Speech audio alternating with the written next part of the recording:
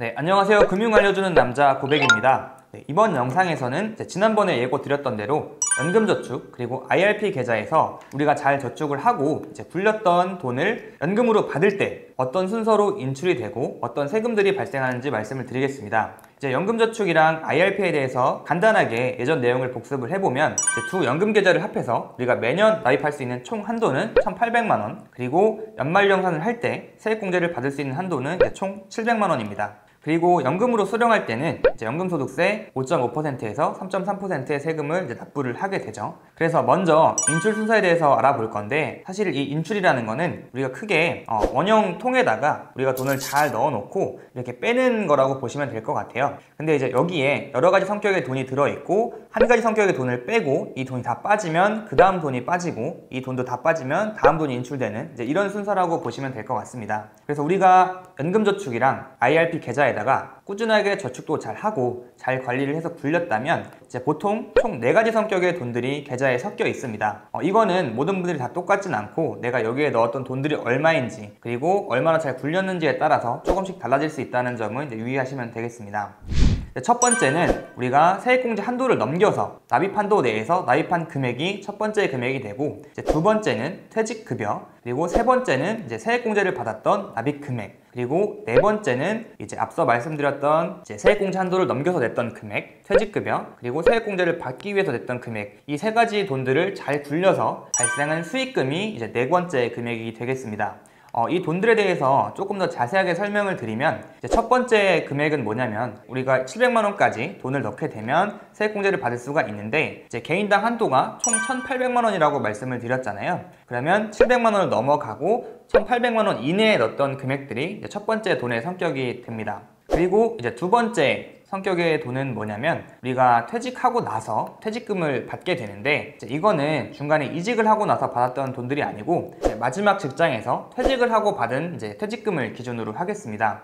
이때 퇴직금의 성격이 만약에 DB형이다 그러면 우리는 IRP 계좌랑 55세 이후라면 연금저축 계좌로 선택해서 받을 수가 있고, DC형인 경우에는 IRP 계좌로 받았다가 만약에 55세 이후라면 연금저축 계좌로 계약 이전이 가능하기 때문에 우리가 조금 더 퇴직 후에 은퇴자산을 조금 더 편리하게 관리를 하려면 연금저축 계좌 하나로 다 통합해서 운영할 수 있는 것도 한 가지 방법이 되겠습니다. 그리고 세 번째 금액은 뭐냐면 매년 우리가 연말정산을 할 때 우리가 돈을 돌려받기 위해서, 그러니까 세금을 줄이기 위해서 냈던 700만 원 한도 내에서 활용했던 금액들이고, 네 번째 금액은 아까 말씀드렸던 납입 한도 내에서 냈던 금액, 그러니까 세액공제 한도를 넘어가고 납입 한도 내에서 냈던 금액, 두 번째는 퇴직급여, 그리고 세 번째는 세액공제를 받았던 금액, 이 돈 세 가지를 합해가지고 잘 굴렸을 때 수익이 발생하겠죠. 이때 발생한 수익 금액이 네 번째 성격의 돈이 되겠습니다. 우리가 이렇게 4가지 성격의 자금이 연금저축 그리고 IRP 계좌에 섞여 있는데, 조금 더 우리가 단순하게 생각을 하려면 세금이 부담이 적은 순서, 그러니까 우리가 내야 될 세금이 적은 순서대로 인출이 된다고 보면 될 것 같습니다.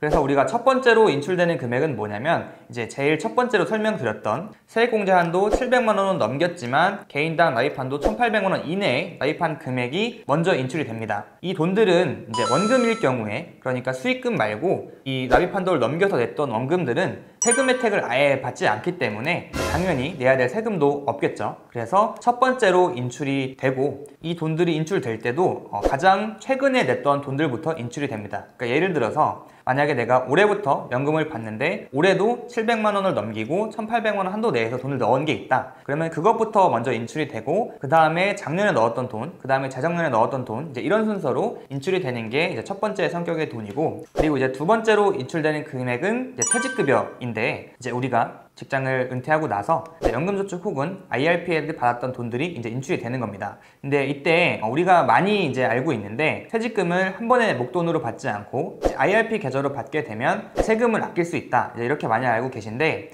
조금 더 세부적으로 얼마나 아낄 수 있는지를 알아보면 우리가 10년 이내로 나눠받게 되면 30%의 세금을 아낄 수가 있고, 그리고 만약에 10년을 넘게 나눠받게 되면 총 40%의 세금을 아낄 수가 있습니다. 그러니까 예를 들어서 우리가 퇴직금을 받고 내야 될 세금이 만약에 1,000만 원이 나왔다. 그러면 10년 이내로 나눠받게 되면 300만 원의 세금을 아낄 수 있는 거고, 만약에 10년이 넘어가는 기간 동안 나눠받게 되면 총 400만 원의 세금을 아낄 수가 있겠죠. 근데 이제 여기서 우리가 주의해야 될 거는, 여기서 말하는 세금이라는 거는 아까 제가 처음에 말씀드렸던 연금소득세 5.5에서 3.3%를 말씀드리는 게 아니고, 이 돈이 어디서 왔냐면 이제 우리가 퇴직금을 받아서 생긴 돈이잖아요. 그렇기 때문에 여기서 발생하는 세금도 퇴직금에 따라서 퇴직소득세를 납부를 하게 됩니다. 그러니까 5.5에서 3.3%가 아니고 내가 받은 퇴직 금액에 따라서 세금이 정해진다는 점 꼭 주의하셨으면 좋겠습니다. 네, 그리고 세 번째로 인출되는 금액은 아까 말씀드렸던 연말정산, 그러니까 400만 원이나 700만 원 한도 내에서 내가 세액공제를 받았던 금액, 그리고 마지막으로 앞서 말씀드렸던 요 세 가지 금액들을 잘 굴려서 발생했던 수익금들이 가장 나중에 인출이 되는데, 이 두 가지 돈들은 제가 말씀드렸던 이제 5.5에서 3.3%의 세금을 납부를 하게 됩니다.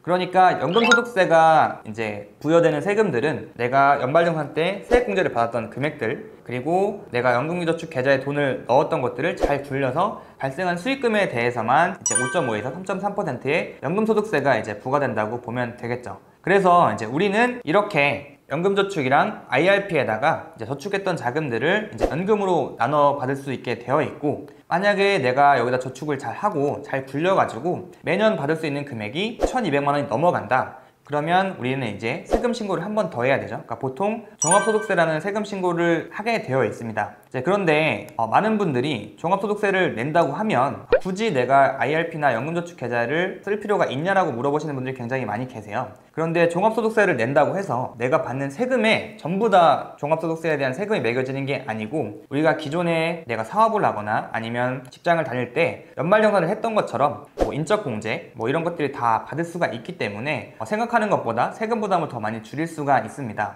그리고 이제 많이 물어보시는 것들 중에 하나가 연금저축이나 IRP를 통해서 세액공제를 받고 나중에 이제 연금으로 수령하게 되면 손해가 아니냐고 물어보는 분들도 굉장히 많이 계신데, 사실 이제 세금을 내는 비율 자체는 보통 우리가 저축이나 투자를 할 때 내야 되는 세금의 비율이 15.4%에서 이제 연금으로 받을 때는 5.5에서 3.3%로 이제 줄어들긴 하지만, 세금을 내야 되는 대상 금액 자체가 원래는 이제 수익에 대한 세금만 내다가 연금으로 받게 되면 연금 플러스 수익에 대한 세금을 내기 때문에 총 내야 되는 세금 자체는 더 커질 수는 있어요. 하지만 내가 꾸준하게 저축을 잘 하고 관리를 해서 매년 내가 세액공제까지 잘 받으면서 연금저축이랑 IRP를 잘 유지를 했다. 그러면 이때 받았던 세액공제 금액까지 다 합치면 실제로는 연금저축이랑 IRP를 활용하는 게 더 큰 이제 이득이 됩니다. 이제 우리가 세금을 내는 건 우리가 돈을 번다고 하면 어디든지 이렇게 따라오거든요. 그러니까 많은 분들이 얘기하시는 것들 중에 하나가 죽음과 세금은 피할 수 없다라는 얘기를 굉장히 많이 하고 있는데, 이렇게 세금은 어디나 따라와요. 우리가 지금 강제로 납입하고 있는 국민연금도 내가 언제 납입했냐에 따라서 나중에 국민연금으로 받으면서까지 세금을 내야 되게 되거든요. 그러니까 예를 들면 국민연금 같은 경우에는 이제 2002년도 이후부터 납입한 국민연금 보험료에서 발생하는 국민연금 같은 경우에는 세금을 내게 돼 있습니다.